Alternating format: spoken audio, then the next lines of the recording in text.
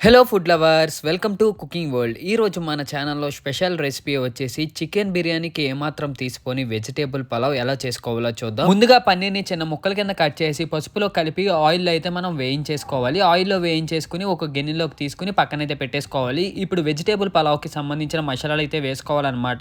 కొద్దిగా ధనియాలు, కొద్దిగా జీలకర్ర అండ్ కొద్దిగా లవంగాలు అండ్ దీంతో పాటు 2 దాల్చిన చెక్క ముక్కలు, వీటితో పాటు గసగసాలు అండ్ ఇవే కాకుండా 2 జాజి పువ్వులు, వీటితో పాటు టేస్ట్ కోసం కొద్దిగా జీడిపప్పు అయితే వేసి మిక్స్ అయితే పట్టించేసి పక్కన పెట్టుకోవాలి. అండ్ తర్వాత మనం ఏం చేయాలంటే అల్లం వెల్లుల్లి పేస్ట్ కూడా ఆడేసుకుని పక్కన పెట్టుకోవాలి. ఇప్పుడు పలావ్ కోసం 4 గ్లాసెస్ ఆఫ్ రైస్ వేసుకుని ఇందులో కొద్దిగా వాటర్ అయితే వేసేసి ఒక 1 అవర్ అయితే మనం నానబెట్టుకోవాలన్నమాట. మేము బాస్మతి రైస్ కాకుండా కొద్దిగా నాటు స్టైల్లోనే నార్మల్ 777 రైస్ అయితే తీసుకున్నాము. ఇప్పుడు ఈ వెజిటేబుల్ పలావ్ చేసుకోవడానికి ఏమేమి కావాలంటే కొద్దిగా పుదీనా, కొద్దిగా బఠానీ అండ్ కొద్దిగా వేపిన పన్నీరు అండ్ వీటితో పాటు మసాలా పౌడర్ అండ్ ఇవే కాకుండా పలావ్లోకి సంబంధించిన సరుకులు అండ్ వీటితో పాటు ఒక నిమ్మకాయ అండ్ దీంతో పాటు కొత్తిమీర, ఆనియన్ అండ్ దీంతో పాటు పచ్చిమిర్చి అండ్ ఇవే కాకుండా కొద్దిగా మ్యారినేషన్కి అయితే పెరుగు తీసుకోవాలి. అండ్ వీటితో పాటు ముందుగా మనం నీట్గా క్లీన్ చేసి పెట్టుకున్న మష్రూమ్స్ అయితే తీసుకుని వీటితోనే ఇప్పుడు వెజిటేబుల్ పలావ్ అయితే చేయబోతున్నాం. ఫస్ట్ అయితే స్టవ్ వెలిగించి ఒక పెద్ద గిన్నె పెట్టుకుని అందులో 8 గ్లాసెస్ ఆఫ్ వాటర్ అయితే వేసుకోవాలి. దీంట్లో కొద్దిగా పసుపు అయితే వేసుకోవాలి, ఎందుకంటే మనం 4 గ్లాసెస్ ఆఫ్ రైస్ తీసుకున్నాం కాబట్టి 8 గ్లాసెస్ ఆఫ్ వాటర్ అయితే తీసుకోవాలన్నమాట.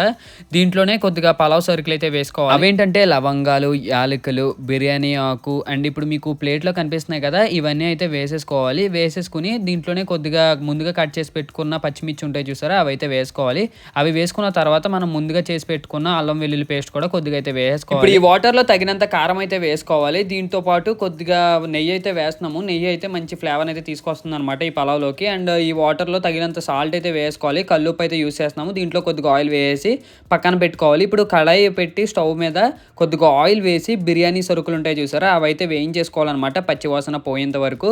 ఇవన్నీ బాగా వేగిన తర్వాత ముందుగా మనం కట్ చేసి పెట్టుకున్న ఆనియన్స్, పచ్చిమిర్చి ఇవన్నీ ఉంటాయి చూసారా, ఇవైతే మనం ఒక్కొక్కటిగా వేసేసుకోవాలి. ఇవన్నీ బాగా మగ్గేంత వరకు మనం గరిటెతో అయితే తిప్పుతూ ఉండాలన్నమాట.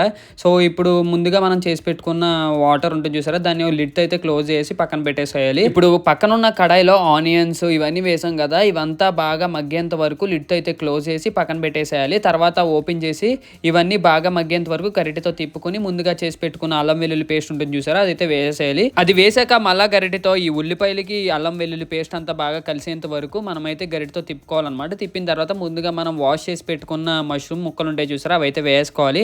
మేమైతే చిన్న చిన్న ముక్కల కింద అయితే కట్ చేసాము. పెద్ద పెద్ద ముక్కల్లో కూడా బాగుంటుంది. దీంట్లోనే కొద్దిగా తగినంత పసుపు అయితే వేసుకోవాలి. పసుపు వేసుకున్న తర్వాత 1 టేబుల్ స్పూన్ ఆఫ్ కారం అయితే వేసుకుంటున్నాము. కారం ఎక్కువ తినే వాళ్ళైతే 2 టేబుల్ స్పూన్ ఆఫ్ కారం అయితే వేసుకోవచ్చు. ఇప్పుడు ఈ మిక్సర్ని అంతా బాగా కలిపేసిన తర్వాత ముందుగా కట్ చేసి పెట్టుకున్న పచ్చిమిర్చి ముక్కలు ఉంటాయి చూసారా, అవి అయితే వేసి ఈ ఆనియన్స్, ఈ మష్రూమ్స్ అంతా బాగా మగ్గేంత వరకు లిడ్తో క్లోజ్ చేసి పక్కన పెట్టేసుకోవాలి. లిడ్ ఓపెన్ చేసి 5 మినిట్స్ తర్వాత చూస్తే మనకి ఈ టైప్లో అయితే వస్తుందన్నమాట. మళ్ళీ గరిటతో అయితే బాగా మిక్స్ చేసేసి ముందుగా మనం నానబెట్టుకున్న బఠానీ ఉంటుంది చూసారా, అవి అయితే డైరెక్ట్గా వేసుకోవాలి. ఇవి వేసేసుకుని ఇప్పుడు ఇందులోకి ఇంట్లో చేసి పెట్టుకున్న బిర్యానీ మసాలా పౌడర్ ఉంటుంది చూసారా, అదైతే వేసుకోవాలి. సో ఇంట్లో లేకపోతే బయట మసాలా పౌడర్ తీసుకుని మనం అయితే యూస్ చేసుకోవచ్చు. అండ్ దీంతో పాటు పక్కన బిర్యానీ వాటర్ అయితే మరుగుతున్నాయి చూసారా, పలావ్ వాటర్, అందులో కూడా మసాలా పౌడర్ అయితే వేసుకోవాలి. మసాలా పౌడర్ వేసేసుకున్న తర్వాత మనం ముందుగా వేయించుకున్న పన్నీర్ ముక్కలు అంటే చూసారా, అవి అయితే వేసేసేయాలన్నమాట ఈ కడాయిలోని. చూస్తున్నారు కదా ఎంత కలర్ఫుల్గా కనపడుతుందో. దీంట్లోనే కొద్దిగా ఫ్లేవర్ కోసం పుదీనా ఆకులు ఉంటే పుదీనా ఆకులు అయితే వేసేయండి. మంచి ఫ్లేవర్ అయితే తీసుకొస్తుంది మనకి ఈ పలావ్లోకి. పుదీనా ఆకు మాత్రం అసలు మిస్ అవ్వకండి. దీంతో పాటు పక్కనే ఉన్న పలావ్ వాటర్లో కూడా కొద్దిగా పుదీనా అయితే వేసేయండి. ఇందులో కూడా మంచి ఫ్లేవర్ అయితే తీసుకొస్తుంది. దీంతో పాటు ఫైనల్గా కొద్దిగా కొత్తిమీర అయితే వేసేయండి. కొత్తిమీర వేసేసిన తర్వాత ఇప్పుడు ఇందులో మనకి పన్నీరు, మష్రూమ్ అండ్ ఆనియన్స్ ఇదంతా ఉంటాయి కదా, ఇదంతా మొత్తం కలిసేంత వరకు మనం గరిటెతో అయితే బాగా మిక్స్ చేసుకోవాలన్నమాట. సో మిక్స్ చేసుకున్నప్పుడు ఇవి విరిగిపోకుండా అయితే మిక్స్ చేసుకోండి. కాసేపు ఇవి బాగా మిక్స్ చేసిన తర్వాత ఇందులోనే కొద్దిగా పెరుగు అయితే వేసేయండి. పెరుగు వేస్తే మనకి ఏమవుతుందంటే కొద్దిగా క్రీమీ టెక్స్చర్ అయితే వస్తుంది. మొత్తం ముక్కలన్నిటికి మసాలాలు అవి బాగా పడుతుంది అనమాట.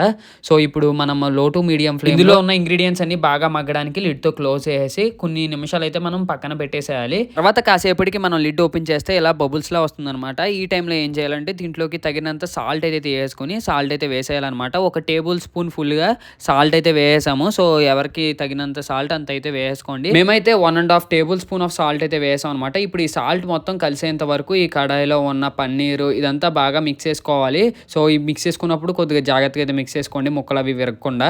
సో తర్వాత మనం ఇందాక చేసి పెట్టుకున్న పలావ్ వాటర్ ఉంటుంది చూసారా, అందులో అయితే నానబెట్టుకున్న రైస్ ఉంటుంది చూసారా, 1 గంట సేపు ఆ రైస్ అయితే వేసేసేయండి. వేసేసిన తర్వాత మళ్ళీ గరిటె తీసుకుని ఇదంతా ఇదంతా ఈ రైస్కి ఫ్లేవర్ పట్టేంత వరకు బాగా మిక్స్ చేసి ఒక ప్లేట్ తీసుకుని ఆ పలావ్ గిన్నె అయితే క్లోజ్ చేసేయాలన్నమాట. తర్వాత పక్కన కడాయి ఉంటుంది చూసారా, కడాయిలో మొత్తం ఈ పన్నీరు, మష్రూమ్స్ ఇవన్నీ మళ్ళీ గరిటతో అయితే అటు ఇటు తిప్పుకోవాలన్నమాట. మసాలా ఫ్లేవర్ ఇదంతా దానికి పట్టేంత వరకు. ఇప్పుడు ఈ పలావ్ రైస్ ఎంతవరకు కుక్ అయిందో చూద్దాం. ఇంకొద్దిగా ఉడికితే మనకి ఈ రైస్ అయితే కుక్ అయిపోయినట్టే.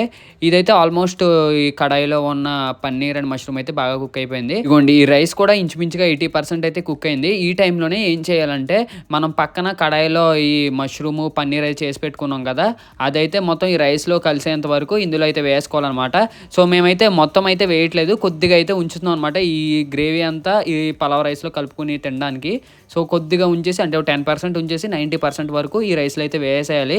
రైస్ 80% కుక్ అయిందని అన్నప్పుడు వేసేయాలన్నమాట ఈ మష్రూమ్స్, ఈ పన్నీర్ ఇదంతా వేసేసిన తర్వాత ఈ రైస్లో గరిటెతో అయితే అటు ఇటు తిప్పేసి దీనిపైన మళ్ళీ కొద్దిగా ఫ్లేవర్ కోసం కొద్దిగా పుదీనా అండ్ కొద్దిగా కొత్తిమీర అయితే వేసేసామన్నమాట. సో ఇదంతా వేసేసిన తర్వాత మళ్ళీ ఏం చేయాలంటే లిడ్తో క్లోజ్ చేసి కాసేపటి తర్వాత లిడ్ ఓపెన్ చేసి చూస్తే రైస్ అయితే ఈ టైప్లో అయితే వచ్చింది. ఇది బాగా తెలియాలంటే మనకి గరిటెతో అయితే చూసుకోవాలన్నమాట. సో ఇంకొద్దిగా కుక్ అయితే బాగుంటుంది. సో కాసేపు మళ్ళీ మనం లిడ్తో క్లోజ్ చేసి ఓపెన్ చేసేస్తే ఆల్మోస్ట్ పలావ్ అయితే రెడీ అయిపోయింది. పలావ్ ఏం చేయాలంటే మనం తీస్తున్నప్పుడు గరిటెతో మొత్తం ఇదంతా కలిసేంత వరకు తిప్పుకోవాలన్నమాట. సో ఒక ప్లేట్లో అయితే మనం కింద నుండి పైకి అయితే తీసుకోవాలి. అప్పుడు మనకి మొత్తం ఇందులో ఉన్న ఇంగ్రీడియంట్స్ అన్ని తగులుతూ టేస్ట్ అయితే అదిరిపోద్ది. చేసేటప్పుడు పలావ్లోకి మష్రూమ్స్ అది కర్రీ టైప్లో కుక్ చేసాం కదా, అందులో 10% అయితే పక్క తీసి పెట్టేమన్నాను కదా. సో అది కలుపుకుని తింటే పలావ్ రైస్లో అదిరిపోద్ది అనమాట. ఆ మష్రూమ్స్ మాత్రం అచ్చం చికెన్ టైప్ టేస్ట్ అయితే వస్తుంది. So that's it for today guys. Video మీకు నచ్చినట్టయితే ఖచ్చితంగా లైక్ చేసి షేర్ చేసి సబ్స్క్రైబ్ చేయండి. ఇంకా నెక్స్ట్ వీడియోలో మళ్ళీ కలుద్దాం. బాయ్.